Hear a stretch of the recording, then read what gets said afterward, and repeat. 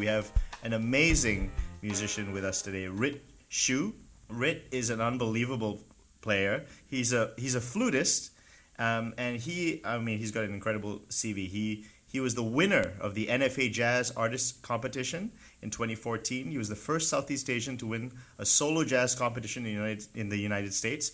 He's an honor graduate in classical flute performance from Yong Siew Toh Conservatory of the National University of Singapore. And so he's got the classical background and the jazz background.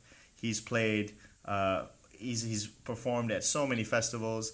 He is prominently featured in the Swiss Youth Jazz Orchestra at the annual Jazzar Festival, led by Swiss jazz stalwart Fritz Reynold. And he's recently opened his own studio as well. And I mean, it just, you know what, Rit, it's unbelievable. Yeah. You have such a great CV.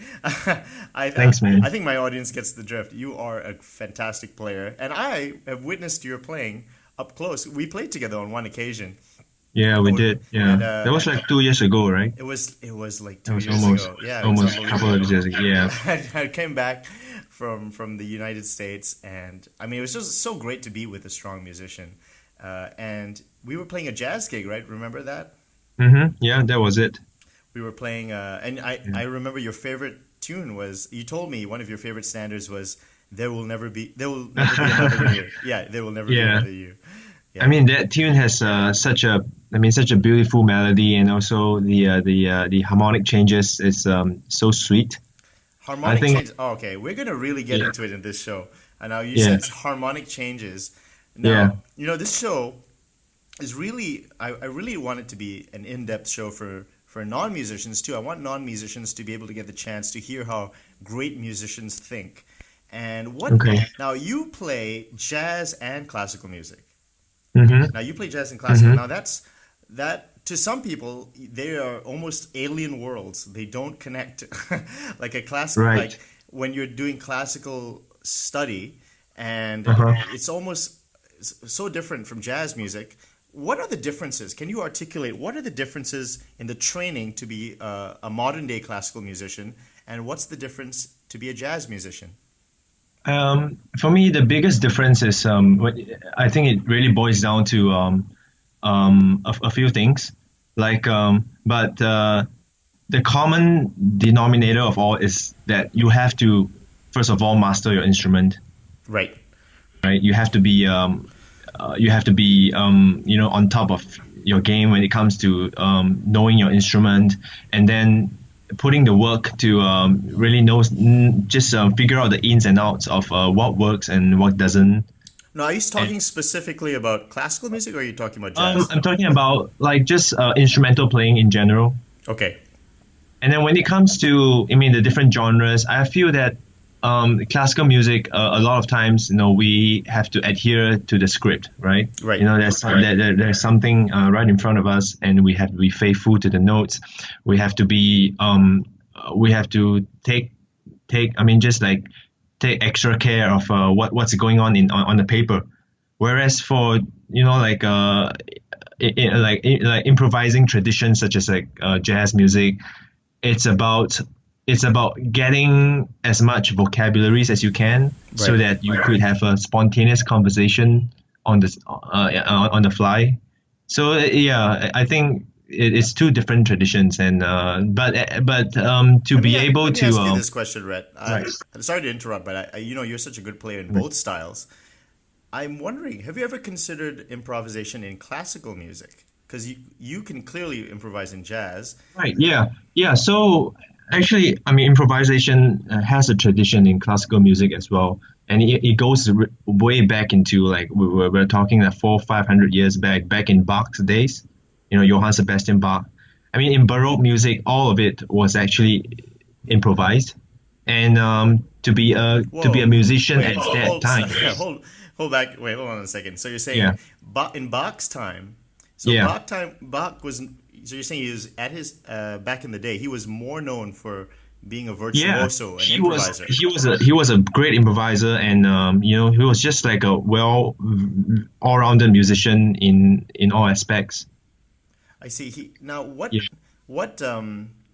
actually classical music, it's not just one. It is, in a way you could deem it classical music, but they really are different eras, right? There's Mm-hmm. the classical era with Mozart. There's the romantic Mm-hmm. period Mm-hmm. with Chopin and Liszt Yeah. and Schumann. Right. Then there's the impressionist with Right. Debussy and Baroque with Right. Bach. Now, now you, in your training as a classical musician, Mm-hmm. what really differentiates these different eras? I guess when it comes to flute playing, a lot of the repertoire that we learned has to do with it goes all the way back to the Baroque era, as well as a lot of French music, a lot of French classical music, romantic composers like Gabriel Fauré and Philippe Gobert and those guys, and those are some of my favorites actually. No, so Gabriel Fauré, Yeah. he's a Frenchman. What Yeah. he's I think he's the 19th century, right? Yeah, he's the 19th century. So he's kind of a romantic figure then. Yeah, sort of like mid to late romantic. What is it in the harmonies of classical music? I think we have to go back. We have to take a couple of steps back. You know, it's such a deep topic. I want to talk about the flute. Actually, we're going to get to harmony and the romantic era. First thing, let's get a small thing I've always wondered out of the way. Is it flutist or flautist? What's the difference? You must get this. You must get that all the time. Yeah. Well, I usually say if the best thing to say is flute player. Yeah. There's an A. Why is there an A? Have you ever wondered about that? For me, I think from what I know, because in Italian, flute is known as flauto. I see. And so the flautist derived from that, but because we are native English speakers, so flutist is fine. Flutist is perfectly fine. I only have you for a limited time, so I need to get as much knowledge of the flute as possible I can in this episode. Now, you are just a fabulous. It's a beautiful instrument, and people actually don't realize how much it is in almost every recording. I mean, if you think movies, music, classical music, video games, television, the flute is almost everywhere, and nobody knows about that. Right, you're right. It is. Could you talk about how the flute is used? Talk about the different areas that the flute is used, even today. I mean, in all the situations. I think most people would usually hear it in the symphony orchestra setting, and as well as in concert bands and wind bands, which is a more familiar situations especially in public schools in Singapore. As well as you hear it sometimes you hear it in religious settings as well, and then you hear it in films and movies, as you said, and as well as TV music, games music. Yeah, it's pretty much everywhere. That's unbelievable. Do you what do you think of? I wanted to ask you, what made you pick up the flute actually? I think my love affair with the flute began like when I probably was around 11 or 12, because my dad is a musician. I read that. I read that in your bio. Yeah. Your dad was was he playing jazz piano? Yeah, he was. I mean, he was making a living doing like music arrangements and doing the commercial stuff. But deep down, he's quite a jazz lover himself. Was he self-taught himself, or did he go to? Yeah, school? he was pretty much self-taught. Wow! And did he give you lessons? He did, but the thing with dads, the thing with taking lessons from your own father is that it's sometimes some things doesn't work. Right. Yeah, no, I can understand that. Yeah. Yeah. But he must have been a huge influence on you to have such a strong. And would you say he was a very strong musician? And to play jazz piano is pretty demanding. It is, and in every ways, I think he still is one of my biggest influence in terms of showing me the right stuff, and just giving me the tools, as well as setting the right frame of mind, like having the right mindset to approach music and to be able to absorb everything. And I think he was really the main reason for me for who I am today. You took flute lessons. Did you have a flute teacher? Did you? Yeah, I did. So tell me about that. So was it like classical flute lessons, and were you going for graded exams? Yeah, I did a bit of that as well, and then I went on to the conservatory. Oh wait, So I hold studied. on. That's a big jump. Yeah. So what age did you pick up the flute again? I picked it up when I was 12, going to 13. Okay, so that's Yeah. would you say that's relatively late? I would say, I mean, if one is to consider a full-fledged classical career, probably that would be a late start. But you must have been Yeah. practiced your tail off, right? To Yeah, I mean, I love the instrument, and I love the practice. So that's the one thing that really sets the difference, because I have friends who are, they absolutely hate to practice. Yeah. Yeah. Do you were you at that time from between your early teens to before the conservatory, were you mainly playing classical music or were you also playing jazz influenced by your dad? I was dabbling a little bit on improvisation, as well as playing a lot of like the conventional wind band music Right. and stuff like that. Yeah. In secondary school, were you like in a music CCA? Yeah, I was in the school wind band. Okay. Uh-huh. Was that how like I think that must have been important for you, right? To get that constant music on a weekly, almost perhaps daily basis, always playing, using your instrument a lot. Mm-hmm. Yeah, and I think one of the advantage of playing in ensembles is that you really get to work on certain skills like sight reading, and just playing in the ensembles, and getting a sense of what it means to make music together. What were your first experiences playing an ensemble, and could you describe what the important things you really got out of that? I think it must have been that jump from just taking solo lessons and then finding yourself in a band. Did you have good teachers running the band ensemble? I had a couple of meaningful moments.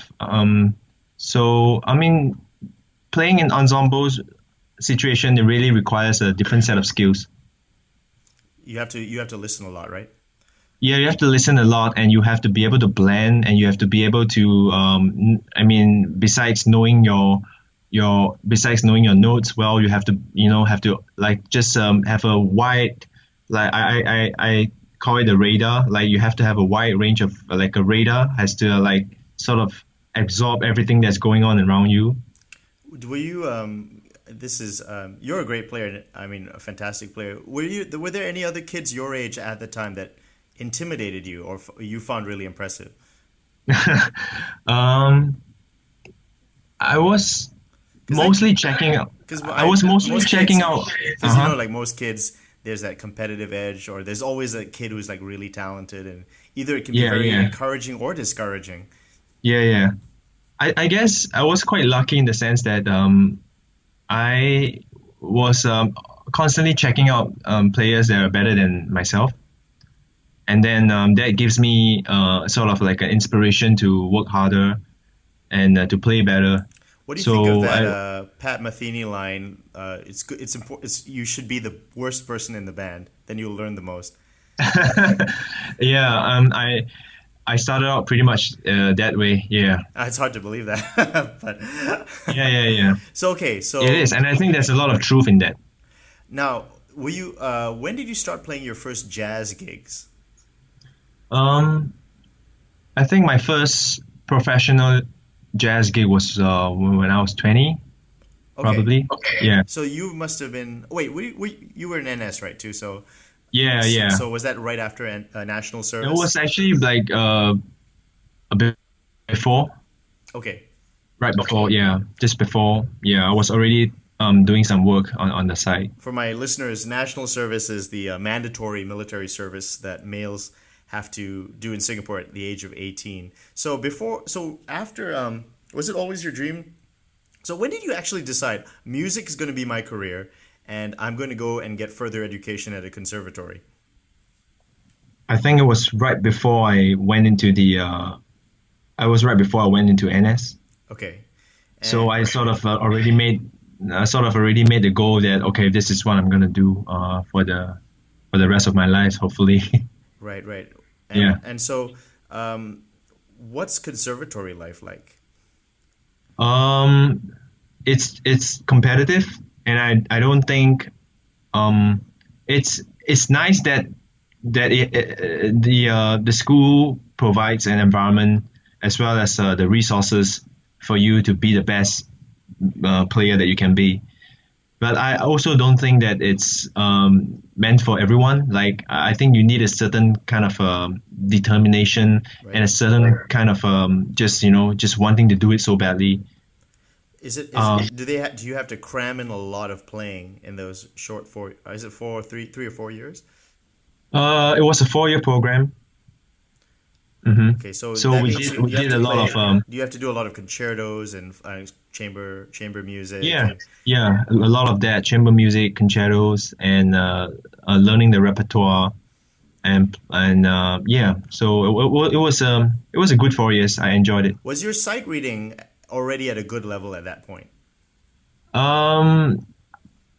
Before, I mean, by the time when I entered the conservatory, I was already doing a lot of already playing quite a bit of classical music, so the reading part came easier. But I think for anyone looking to pick up like any skills in general, you just have to spend quite an intense amount of time just working on something, just one thing at a time. So I think when I was still in high school, I did a lot of reading, so that really helped. Yeah, and to my audience, for reading, we're talking about reading music notation, notes on the page. Yeah. I'm really actually, Rit, I'm very fascinated just about your whole learning process and how you got to where you are today, because I really admire you as a player, and I really want to dive deep into what you practiced, what you listened to, the players you listened to. So let's really get more into that. So okay. It also goes without saying that you were also playing a lot of pop gigs too, right? You were playing pop music all in that time as well. Yeah, sure. So how do you get gigs playing the flute in a pop ensemble? When I first started out, I was accompanying a lot of singers, a lot of vocalists. So I sort of developed a strategy to accompany singers, and I think that is quite a helpful skill to have. Tell us that strategy. What is that strategy? I mean, the number one rule is always don't get in the way of the singer. So that means when they're singing, you only fill in like in between the breaths, something like that? Yeah, that's right. And then just finding pockets of space to say something on the instrument, but at the same time, not being, just having an awareness of your role in the band. Like for me, the model has always been people like Branford Marsalis and Sting. Right. Yeah, I'm sure everyone knows Sting, right? Now, with Branford Marsalis, you've touched on a very serious musician there. Right. He and his brother Wynton, the trumpet player. Now, Branford, he's kind of a tough guy, and like if you read his interviews, he can be pretty harsh on some people sometimes, right? Right. Yeah, he does. And that's in a way, I kind of understand what he's saying, because it's demanding if you want to play at a high level, correct? Yeah, I mean, he has always been like my role model for like just the musical output with the stuff that he does. Yeah. I feel like I'm jumping all over the place, but it's just so it's just so interesting, because I just so fascinated by your development. And since we're kind of talking about Branford and we're talking about jazz, let's talk about that jazz competition. No, actually, before we get there, I think a lot of people, especially a lot of non-musicians, they don't really know what it takes to play jazz, because jazz is quite difficult to play. So let's break it down for them, Rit. So let's say you're a non-musician, you want to play jazz in a band, right? Let's say you're playing the flute. Now, what are the couple of things you need just to stand on stage and be part of the song? You gotta master your instrument. You gotta know your basics, like the ins and outs. I mean, like you gotta know your. I mean, we're talking really fundamental stuff. So, like, do you need like certain scales, certain arpeggios? Yeah, I mean, just having a grasp. Yeah, just having a grasp of what basic harmonies and what is scales, and having a good sense of time. I think that's, to me, it's really important. do you do you have to practice fitting things together? So finding out what scales work on certain chords. I think in the beginning, it kind of works that way, but then it became a part of you. Once that knowledge has been absorbed, then you just gotta let it go and just be in the moment and play what the music needs of you in the moment. Right. It's that's quite a massive leap. I realize for our audience because there's imagine that there's a student that comes to you and he says, "Rit, man, I'd love to play like you. What are Can you name me a couple of scales that I need to work on, or like a certain number of figures I have to work on?" Or So I would probably for an absolute beginner, what would you recommend they work on? I think having a couple of years of playing experience would help. Doesn't matter whether it's in jazz or in classical, but as long as you have been playing that instrument for a while and you kind of know the ins and out of the instrument, and then I would probably recommend just really knowing your major and minor scales, and then getting to some triads and simple arpeggios and all those stuff, and then just learning a couple of vocabularies as well. Do you have to learn as many heads as in the melodies of the songs? Oh yeah. That would be that would be useful, but that will come in maybe later. How about is it important to have a mentor to guide you for learning this kind of music? Oh, definitely. I can't stress that even more, because I mean, just having the right teacher will save you lots of time in terms of finding the truth. Is there an example where you had to struggle to figure something out yourself that could have, but if you had a mentor to teach you, would have saved you a lot of time? Wow, that's a good question. Like when it comes to like playing a piece or some kind of experience thing on stage. So maybe like let's consider like just certain like stagecraft, like when to come in, or certain tricks, or certain. It's hard to articulate, right? Because it's such a wide question that that you only know it when somebody tells you what it is, right?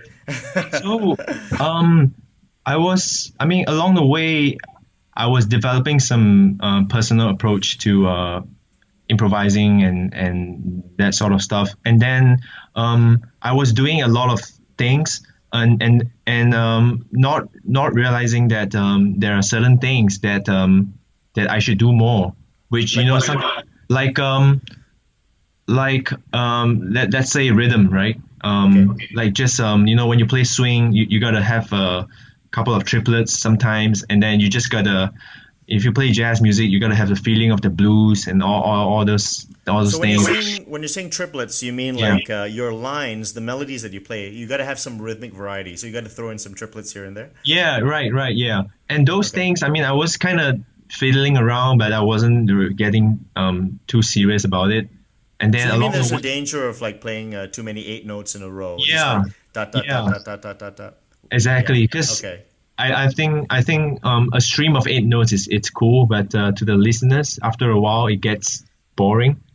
So like a guy like Sonny Rollins, right, who's very rhythmically interesting. Who else is very rhythmically interesting that's worth listening to for that kind of rhythmic variety? Wow, there's too many to name. For me, Sonny Rollins, I get that sense that he's very rhythmically sound. Yeah, it is. All the old guys like the Charlie Parker and Bud Powell, they I mean the bebop guys probably like the guys that came out from the bebop era. I mean, those are worth checking out.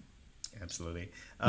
So when it comes to jazz improvisation, I want to know how you think. So the highest level was where you don't think about it, right? The subconscious. That's what you were saying just now. Right. So, but let's go into the conscious for a second, okay. so that a lot of people can follow us. let's say you're learning a new standard, right? Let's say, and a standard for the listeners is a common jazz song that is in common parlance amongst the musicians. It's everybody knows it. You play it on stage. Everybody knows to play it on that song. So let's take an example. Maybe like Blue Bossa. Everybody plays Blue Bossa. That's one of the common ones. Okay. So let's say you've never seen that song before, unheard of. But let's say you've never seen that song before. How would you break it down as an improviser and take from a basic level to an advanced level? I think first of all, I would find a recording of the tune and try to find something that I like, because there are so many renditions, right? So I would just go deep into nowadays it's so easy to get access to music, right? I mean, you have streaming, you have Spotify and Apple Music and all those stuff. Absolutely. So I would just so I would just try to find of course we should always try to figure out what's the original rendition. So maybe Kenny Dorham's, right, because he's the guy that wrote the tune. Right. So I would check out his tune. I would check out the way he plays it, and then I would learn the tune by ear. I would no sheet music, no sheet music. Yeah, because for a tune like Blue Bossa, it can be done. Yeah. So it can be done. No fake book. What do you think of fake books? Fake books, for people who are listening, are these books that are basically, it's kind of like sheet music. They have the melody, and they just have chord symbols on the top. So you can play the chords and you know the melody. Right. There are a lot of mistakes in a lot of them, but what's your opinion about fake books? Are they useful, or do you try to avoid them? I think they are like maps. Like they will show you the way, but they are not the actual thing, stuff like that. But they're not the actual experience. I think the actual experience is to just forget about the fake books and just play the music. Now, let me ask you a question. Do you have perfect pitch? No, I don't. Now, how can that be? How can such a great musician like you, wonderful musician, not have perfect pitch? I'm just pretending like I don't know. No, but personally speaking, I feel that I feel lucky that I don't have perfect pitch. Right. Yeah, because in many ways it can be an advantage to, depending on the type of music that you play, right? But when it comes to improvisation, when it comes to the genres of music that is more ear based, I think having a relative pitch is a much more helpful tool to have. Yeah, so there are two kinds of ear training: relative pitch and perfect pitch. Right. It's fair to say perfect pitch is pretty rare, right? Although I've heard some studies that maybe in certain Asian countries, that because of the tonal language that is used, there's a higher incidence of perfect pitch. But generally speaking, most musicians use relative pitch, which is they find out where the one is, or the do in whatever particular key, and then they go from there. They hear the intervals, right? I mean, that sounds easy, but to take it to a higher level, it requires a lot of work as well. So how would you train your ears to get to a high level? I mean, just listen to any melodies. We can just begin with simple melodies, like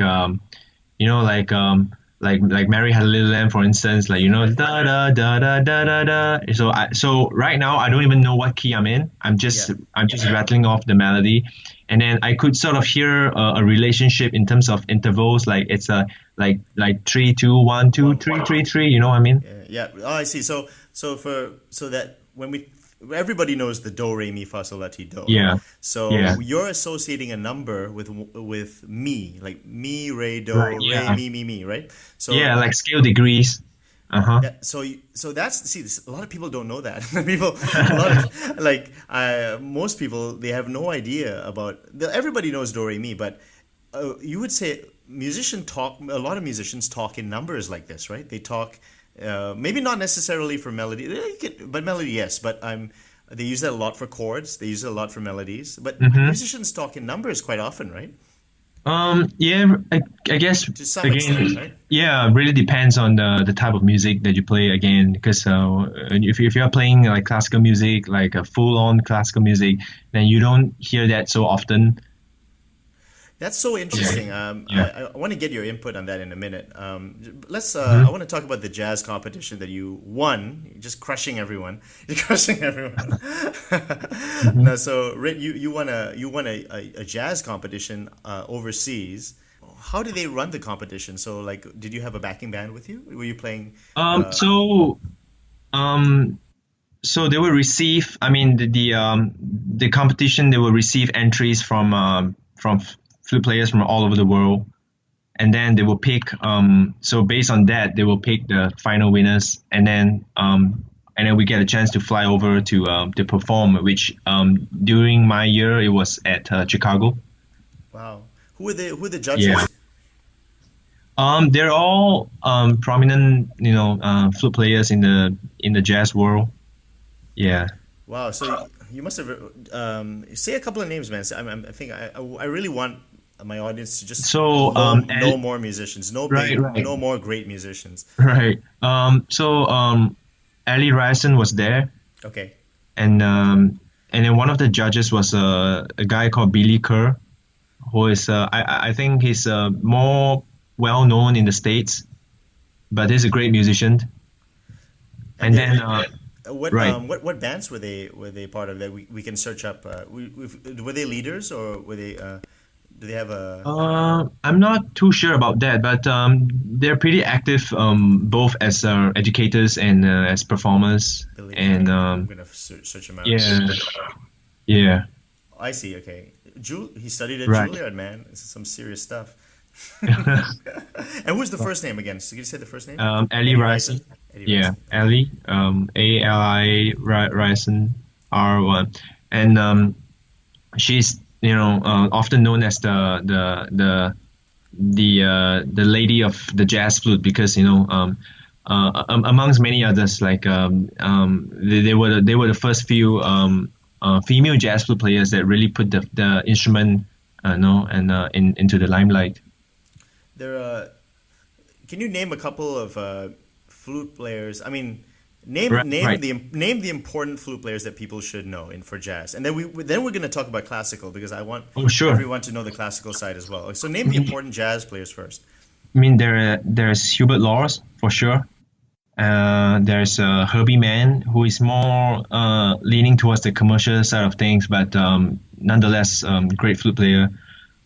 There's Sam Most. There are a couple. I mean, those guys are of the prior generation, right? But there are a couple. There are a couple of other players of this generation that's really worth checking out as well. Yeah, this generation. What about this generation too? Um, there is Gareth Lockrane from England. Uh-huh. And then there's the other guy who was the co-winner of the competition together with me, and his name is Sa Pai. I actually know this name. He was at Yeah, Berkeley. because he went to Berkeley too. Yeah, when I went to Berkeley, I saw him Yeah, in yeah, like yeah. he was Yeah. jamming in the lobby, Right. and it was just unbelievable. What country Yeah, is he from, actually? he's a monster. He's from Turkey, I believe. He's from Turkey. Wow. Yeah, Do you yeah, know are you guys friends? yeah, yeah, yeah. Do We flute players connect. Yeah, keep we are you we guys keep up pretty often. are you guys like a gang? Do you guys know each other? Yeah, yeah, we do. Yeah, we I kind of. noticed like a lot of instrumentalists tend to keep together. I know guitar players know other guitar players, and it's Uh-huh. probably the same for other instruments as well. Yeah, yeah. It's good to just know where each other. I mean, just good to know like what each other is doing and stuff like that. Sarpe is an unbelievable musician. Yeah, yeah. I saw it firsthand. Now, Yeah. let's talk about the classical side. There was a guy, I remember we had a conversation 2 years ago at that gig, and you Uh-huh. mentioned there was a classical guy who you said recorded everything. I'm pretty sure that's James Galway. I think that's the guy, yeah. Yeah, yeah, yeah, yeah. Talk about Yeah. him. Why is he James important to Galway. the classical flute?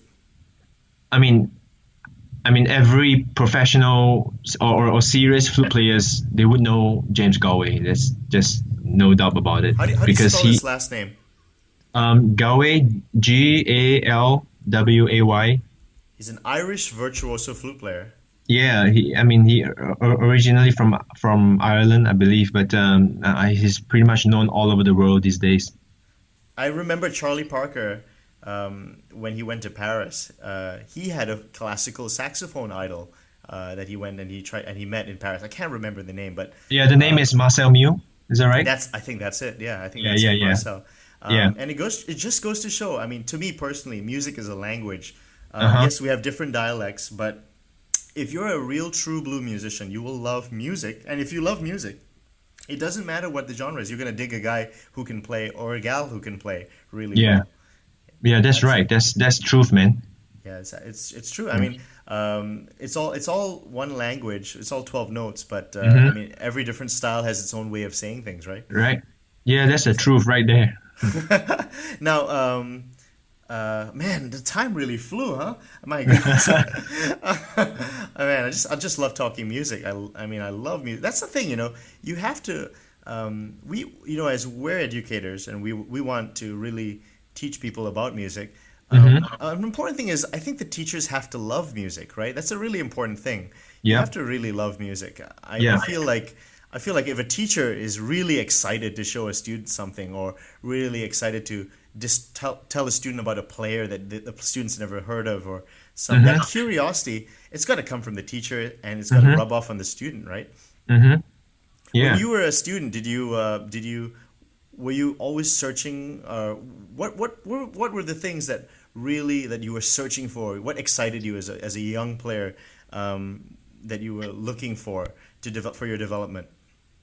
Um, I was looking for a great sound, like like in if you when you attend master classes or like in any sort of situations where I get a chance to witness another player's playing, I would Yeah. always be looking out for great sound, and then great musicality, and a sense of musical direction. Like you could hear very clearly like where the musical phrases are going and stuff like that.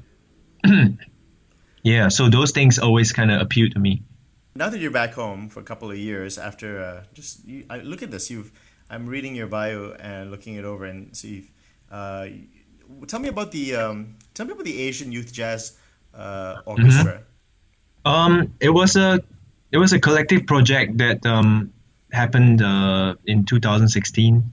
So we had to do this regional audition, which was held in every country in this part of the world, in Southeast Asia. So, and then they will select a couple of players and they will put them together, and then we will do rehearsals in Japan, So and you then won. It says here that you won a spot on the orchestra, right? yeah, yeah, I So did. so Yeah. tell me about that audition process. Wow. It was one of the auditions that I will remember for a long time Why? because What happened?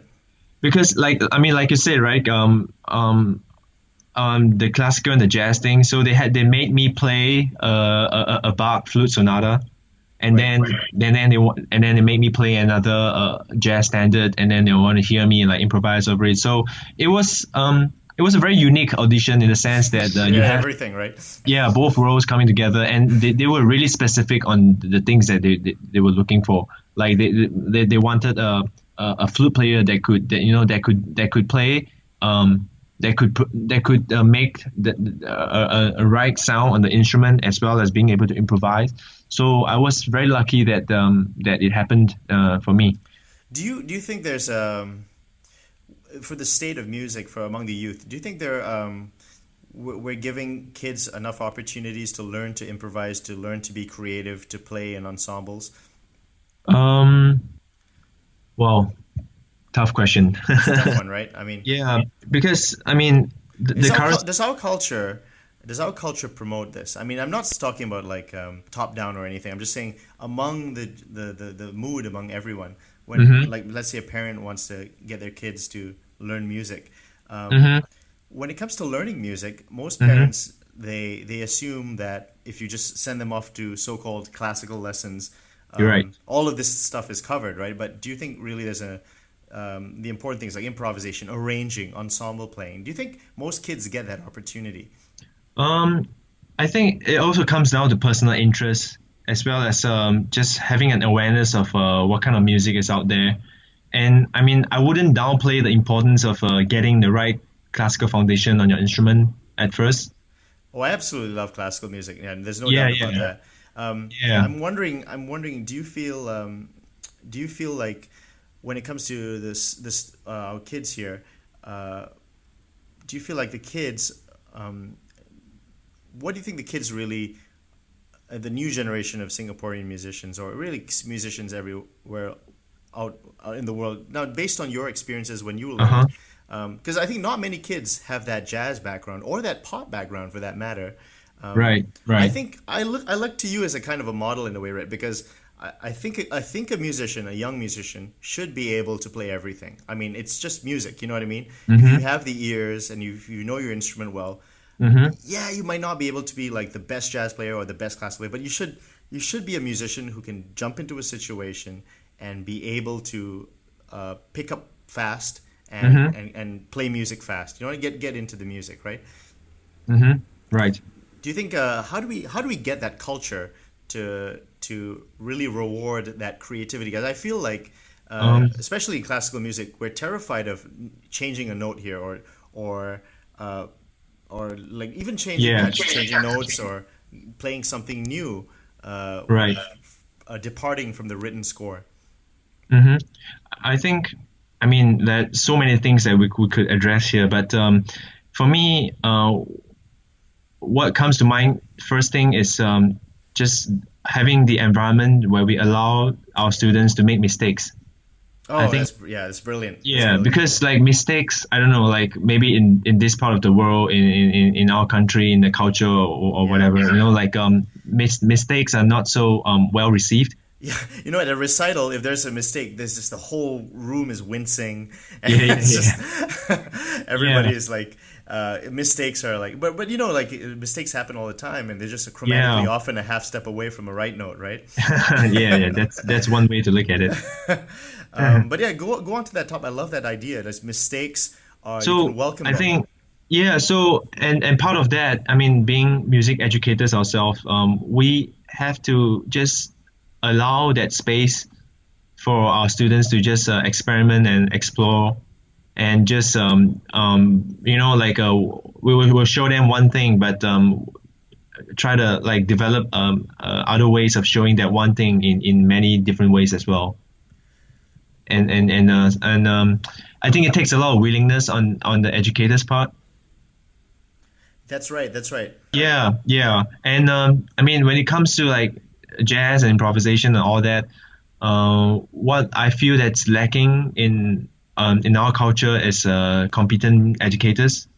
I so agree with that sentiment. Yeah, Absolutely. Yeah. yeah. So we really need that pedagogy going. I mean, it's not happening too much at the moment. So We need strong players. We need to have the environment with a lot. We have lots of strong players. We should encourage strong players. Definitely, I think so. yeah, strong players and hopefully strong teachers as well that is able to break it down and to show the students like how it's being done. Oh, you're speaking my language, Rit. I love it. Yeah, Now, yeah. how do we get that? How do we get more kids wanting to play and just play out live and have that that competitive urge to show like I want to make my own individual voice and be out there and improvise and arrange and write songs and be creative. How do we get that creative fire back? How do we get that? Well, I mean, playing in school bands is it's helpful. I mean, it's an ensemble, and then you get to play with your peers. You got to play with your schoolmates and all that. So that's always been around, and I think that's a healthy thing, and we should definitely have that going. And then just having more musical events jam sessions and Yeah, the jams. um, Did you jam a lot when you were starting out? I did. Yeah, when I was starting out, I did quite a bit, but not so much at the moment, to be honest. Just like how in Singapore, right? How do those Yeah, jam sessions? Because let's face it, right? I mean that club scene of the 40s and 30s and 50s in New York City. That's very hard. That's probably a time that's not going to happen again, just right. because it's a sign of the times. But Yeah. there are elements of that that are absolutely wonderful when it comes to live music. You had musicians trying to so-called cut each other, which means trying to outplay each other for the Yeah, yeah, delight of their peers and the delight of the audience. And yeah. you had musicians who, and now nowadays I kind of joke about this. Everybody's so friendly and loving and everything, and all musicians love each other. Uh-huh. But I remember reading these biographies of these musicians, like in the bebop Yeah, days. They would yeah, yeah. if they saw you steal a lick from them, there would be a fist fight. I think it's pretty funny. I think that's I think that's what has been that's the appeal of New York for a long time, right? Yeah, it was that Yeah, hotbed of jazz. Actually, yeah. I tend to think of myself as kind of a purist. I love bebop. I love maybe you could go up to hard bop. Hmm. But you actually, Red, you have experience in playing some modern stuff, right? Modern stuff and very forward-thinking Hmm. stuff. Hmm. Can you talk a little bit about that and what's the direction for modern music going? You've played Bartok. Now I know Bartok is like decades old, but that still is very Right. modern music. I mean, let's face it, that's very modern sounding music. Uh-huh. Nowadays, like where do you see modern music going? And like, do you talk about the ensemble you played? I remember you told me you were playing in an ensemble that was playing some very cutting edge stuff. Right. I believe it's Omniform. What was it? Because there are a couple of other projects that I'm involved at the same time. So, when you say modern, do you mean like modern jazz or modern classical or? You know what? I mean, to me, I feel like almost the genres do blend a little bit. But yeah, Okay. let's maybe focus on modern jazz because I think that's something. Okay. Yeah. Wow.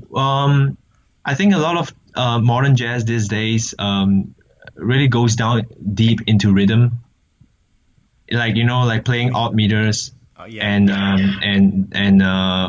and just stretching out like like compositionally speaking, like just the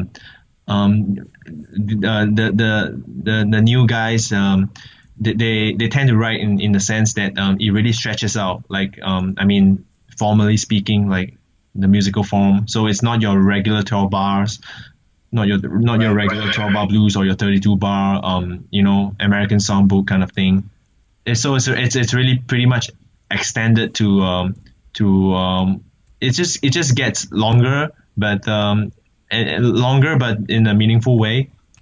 I So used to uh-huh. think about like we know fusion, right? A lot of fusion is often on one Yeah, chord, like one dominant chord, yeah, and yeah, you yeah. just do we still have that harmonic density of like the giant steps era?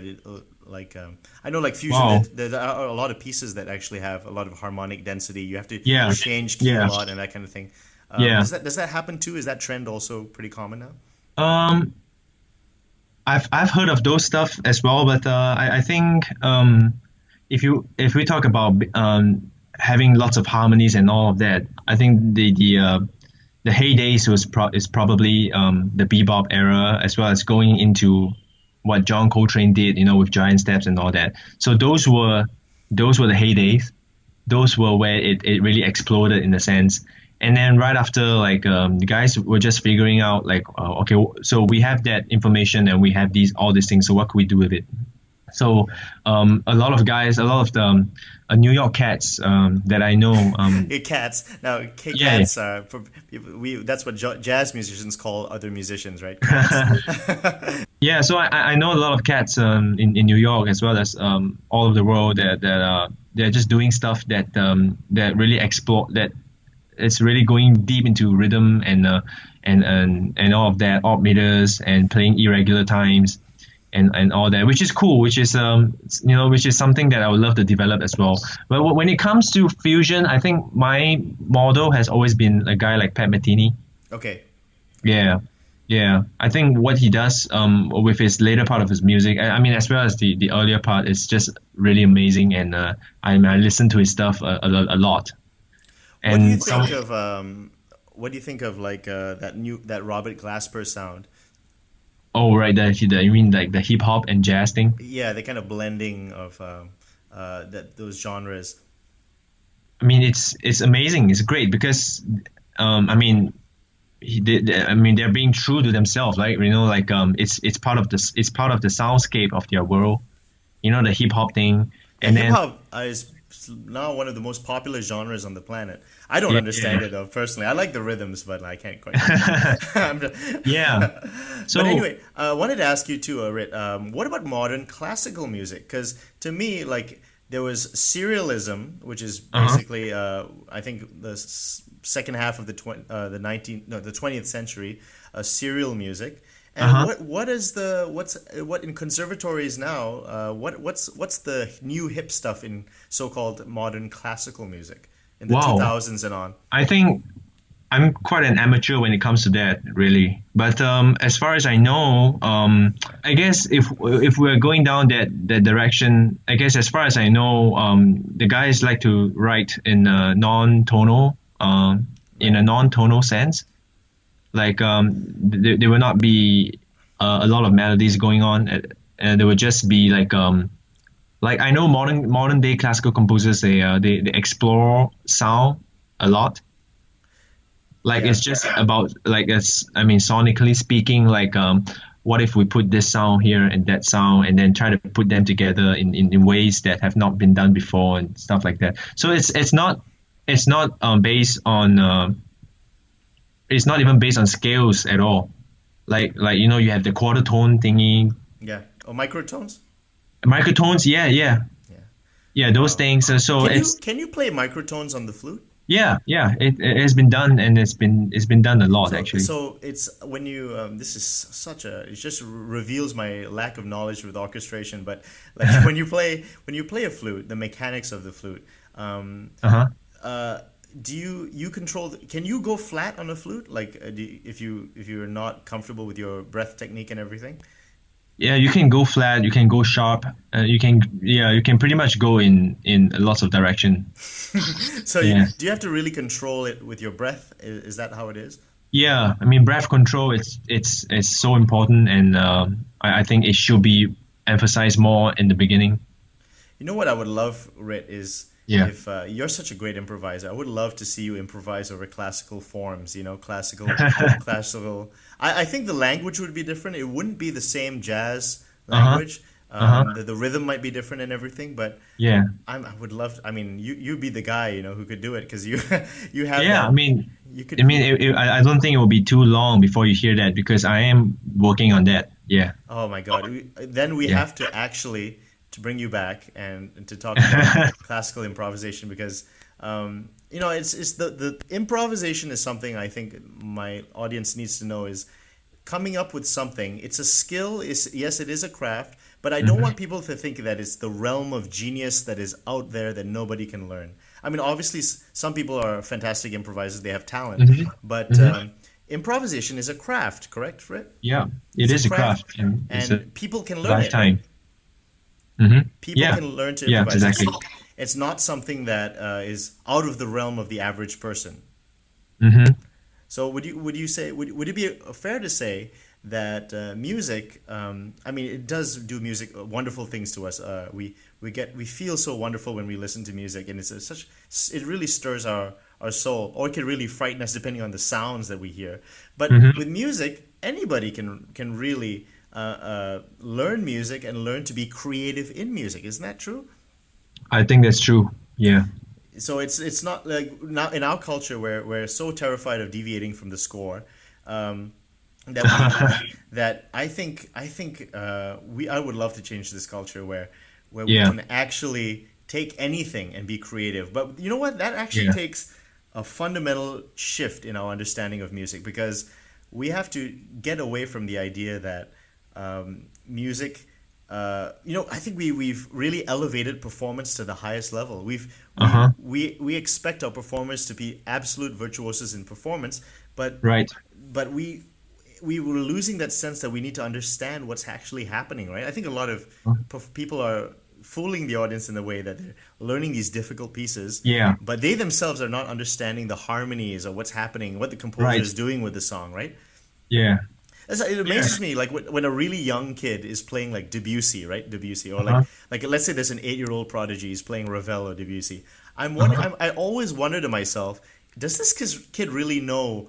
what kind of harmony is going on right here or right now? Can he improvise in that language? That's a wonderful, you know. And Rit, you can be Yeah. the guy, man. You can be I want to Yeah, hear. I mean, I'm still trying. Are you gonna? What? So Rit, listen. I've held you here. I've held you hostage, and I've absolutely enjoyed the conversation with you. Yeah. Let's end on this. Tell us where we can find you, and give us all your social media links. I'm on Instagram, pretty active on that platform. You can find me just at Rit Xu Flute. Okay, and Yeah. would you have a website too that we can go to? Yeah, so it's just my name.com, like ritxu.com. Wonderful. Yeah. Do you have any albums you're releasing or shows coming up that we can go to? Yeah, at the moment, working on a duo album project, so I'll be playing some stuff for flute and piano. It's mostly gonna be some original compositions as well as some ballads because I'm really a sucker for ballads. Aren't we all, man? Aren't we all? Yeah, yeah, We got to have you back, man. I feel like we could keep going. yeah, I feel like we can definitely talk about more stuff. yeah, But I'm gonna let you go, and please come back. yeah, yeah. It's been such a pleasure to have you. Always around, man. Well, Rit, thank you so much for coming Yeah. to the broadcast. And I'm Thanks, going to put Nick. all the links of you, how people can come and watch your stuff, all in the show notes page. And Yeah. Rit, let me just end off by saying Rit is an unbelievable player. Listen, I didn't even really know the capacity of the flute until I saw this guy live in front of me playing when we did that gig together, and it blew me away. I mean, it just goes to show, you know, you really have to learn about the world. There's so much out there that you can learn. There's so many instruments, so many great players for each instrument. And Rit, I think you were an exemplary model of not just a flute player, but like a solid musician. And Thanks, man. I think we Yeah. definitely need more of you guys in Singapore, but definitely around the world as well. Thanks, man. Really appreciate that. So with that, Rit, take care, and Yeah. we'll see you soon. Yeah, thanks, Nick.